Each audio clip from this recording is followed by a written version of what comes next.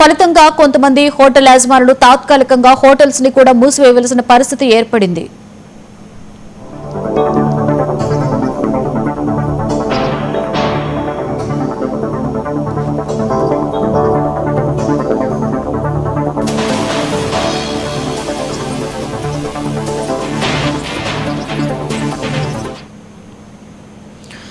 ఇప్పటికే చాలా పట్టణాలలో చిన్న చిన్న టిఫిన్ సెంటర్లు నడిపే హోటల్స్ మూతపడడం మొదలైంది. గ్యాస్ సరఫరా నిలిచిపోవడంతో పలు చోట్ల హోటల్ బంద్ బోర్డులు దర్శనమిస్తున్నాయి.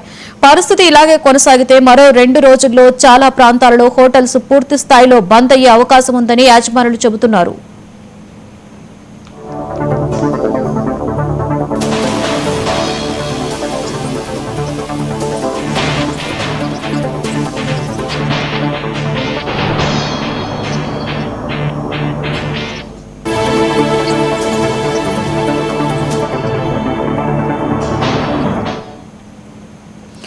ఈ పరిస్థితుల్లో కొందరు హోటల్ యజమానులు ప్రత్యామ్నాయంగా కట్టెలతో వంట చేయాలని ప్రయత్నిస్తున్నారు. కానీ అక్కడ కూడా మరో సమస్య ఎదురవుతోంది. ఇటీవల కట్టెల ధరలు కూడా బాగా పెరిగిపోయాయి. గతంలో తక్కువ ధరకు దొరికే కట్టెలు ఇప్పుడు రెట్టింపు ధరలకి అమ్ముతున్నారని హోటల్ యజమానులు ఆవేదన వ్యక్తం చేస్తూ ఉన్నారు.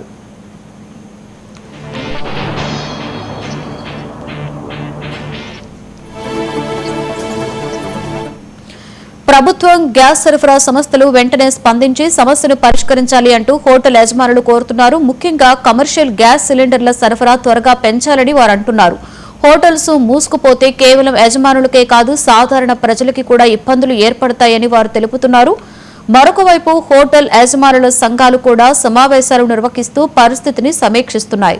గ్యాస్ సరఫరా సమస్య త్వరగా పరిష్కారం కాకపోతే తాత్కాలికంగా హోటల్స్ ని బంద్ చేయవలసి వస్తుందని వారు హెచ్చరిస్తున్నారు. కొన్ని ప్రాంతాలలో ఇప్పటికే యజమానులు కలిసి నిర్ణయాలు తీసుకుంటున్నారు. అవసరమైతే ప్రభుత్వానికి వినతి పత్రాలు ఇవ్వాలని కూడా భావిస్తున్నారు.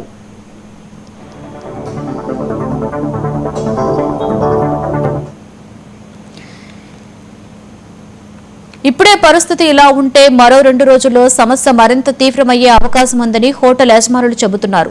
గ్యాస్ సిలిండర్లు అందుబాటులోకి రాకపోతే పెద్ద రెస్టారెంట్స్ కూడా తాత్కాలికంగా మూసివేయవలసిన పరిస్థితి రావచ్చని వారు అంటున్నారు. దీంతో తెలుగు రాష్ట్రాలలో హోటల్ రంగం మొత్తం ఒక రకంగా సంక్షోభాన్ని ఎదుర్కొంటున్నట్లుగా కనిపిస్తోంది.